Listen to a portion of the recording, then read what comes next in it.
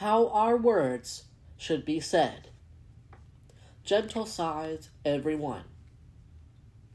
When a man says his many words, a certain emotional light or weight shines through each statement, a lexical mirror that reflects the personality of the speaker.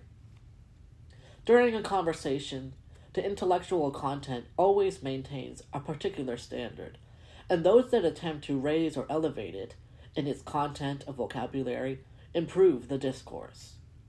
No matter the manner in which the words are said, be them loud, soft, fast, slow, advanced, simple, the shallower aspects of the speaker always shine through, although the content may not be heard or misunderstood.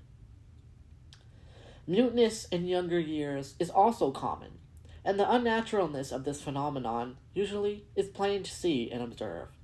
Communication, be it genius or simple, naturally occurs in those with a positive aptitude, and those without it are often forgotten. The benefits of happy and positive conversation do not end at intelligence either. Languages with larger vocabularies can describe humanity and nature more easily, and the different parts of speech, such as verbal inflections, nouns, and adjectives, make up the meat of phrases, and with more words comes a more vibrant and awesome literature.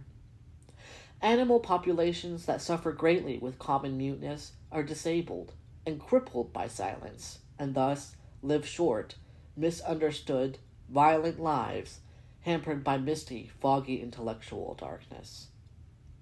Also, how words are said also makes a marked difference in understanding. Yell or scream a phrase, and you might be seen as in pain or outwardly violent. Accentuate moderateness or stability, and you will seem more level-headed and intelligent.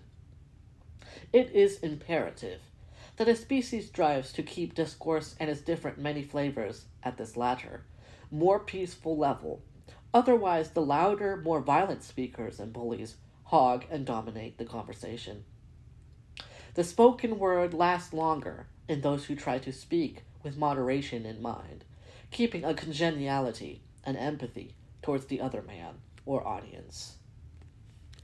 How words are spoken doesn't stop at mode of speech or vocabulary. The multiple, never-ending deeper meaning of language, such as the simple definition of a word or colloquial phrase, must be understood. Otherwise, the conversation will go nowhere, not have understanding, or will become cheap in discourse and path. Society thrives on language, and the best and better languages are the ones with broader vocabulary, in that the modes and patterns for description vary in accordance to nature. Bigger vocabularies and lexicons broaden minds, as well as the imagination, and those who tend to be creative will always be in need of a more expansive diction. Cheap, violent rhetoric reflects poorly on those who don't attempt to be very conscious in what they think and say, and the societies with lesser linguistic abilities sing a sad song, incongruous with the parts of nature that suffer with muteness. How our words should be said is an extremely important conscious concept, and those who throughout their short or long lives that maintain pleasant, buoyant, free intellectualism in their moderate speech not only improve themselves, but nature and all of society as well. Nature shines with those that inhabit it, and a well-meaning man with peace in his heart and mouth glows with health and love.